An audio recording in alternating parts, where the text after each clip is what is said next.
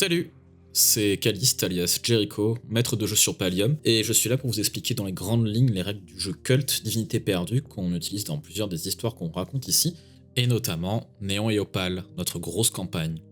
Cult, c'est un jeu d'horreur narratif, et ça tombe bien parce que c'est notre créneau, et c'est ce qui l'a rendu tout de suite très attractif pour moi en tant que maître de jeu. Pour résumer, chaque personnage est défini par des attributs comme la volonté ou les réflexes. Il y en a une dizaine et ils ont tous un score qui va de -2 à +3. Et quand un personnage fait face à une situation où il doit utiliser un de ces attributs, il lance 2 dés à 10 faces, additionne le résultat et y ajoute son score. On va donner un exemple. Imaginez, vous êtes en train de marcher dans la rue, vous rentrez chez vous, c'est un soir d'hiver, vous êtes plongé dans le noir d'une ruelle qui est très mal éclairée, quand soudain, vous entendez des pas derrière vous. Et vous commencez à stresser, à vous sentir oppressé. Juste pour voir, vous vous arrêtez, et à ce moment-là, vous réalisez que les pas derrière vous s'accélèrent. Vous décidez de courir pour sauver votre poursuivant, et hop, pas si vite. Là, vous agissez sous la pression, donc je vais vous demander de faire un jet de réflexe. Donc imaginez que vous jetez 2 dés à 10 faces, les résultats c'est 8 pour un des dés, et 6 pour l'autre dé, ça fait 14. Vous y ajoutez votre score de réflexe, donc on imagine que vous avez un +1. Ça fait un total de 15. Et ça tombe bien, parce que dans Cult, on a toujours la même échelle de valeur, quel que soit le jet. Et un résultat de -9, c'est un échec. Donc ça donne l'occasion au maître de jeu d'avoir le contrôle total de la situation, et c'est rarement une bonne chose dans une histoire d'horreur.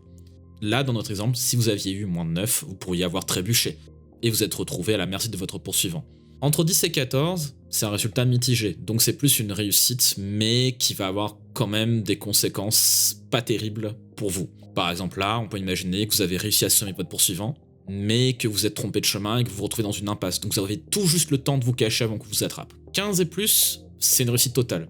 C'est le résultat que vous avez fait tout à l'heure, bravo. Donc là, on imagine que vous courez comme un dératé et que vous réussissez à sortir de la ruelle pour atteindre un axe piéton bien éclairé, à l'abri du danger, pour l'instant. Ce qui rend le système très fluide, c'est que déjà il est simple, et en plus le maître de jeu ne lance jamais les dés.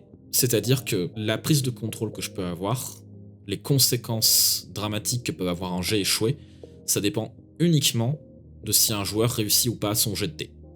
En plus des attributs, chacun des personnages il a des traits qui sont bien à lui et qui l'aident dans la situation où il est bon. Et on appelle ça des avantages.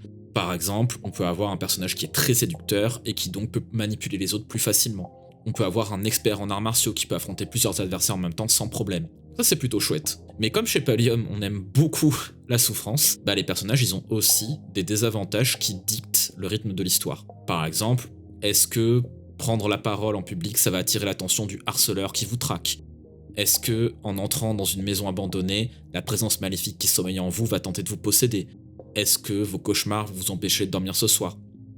Ces désavantages, ils sont différents pour chaque personnage, il y en a toujours entre 1 et 3, et c'est pareil, des jets de dés qui peuvent rendre la partie beaucoup plus imprévisible, et donc beaucoup plus amusante, sauf pour les joueurs, généralement. Donc là on a la base des jets de dés, c'est assez simple, et on a un dernier point déjà à aborder dans les règles, c'est l'état de santé des personnages, et ça c'est simulé par 2 choses.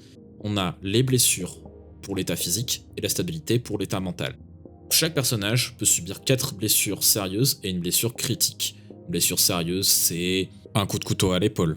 Une blessure critique, ça va être une balle dans le ventre. Si on coche toutes les blessures ou qu'on subit 2 blessures critiques, c'est la fin du personnage, il est retiré de la partie.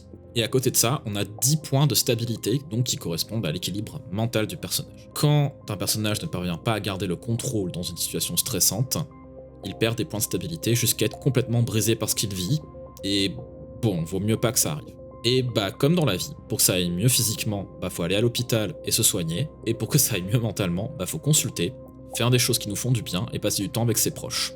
Et toutes ces actions, elles peuvent aider un personnage à aller mieux, et c'est important de le faire parce que plus on est mal, plus on fait n'importe quoi.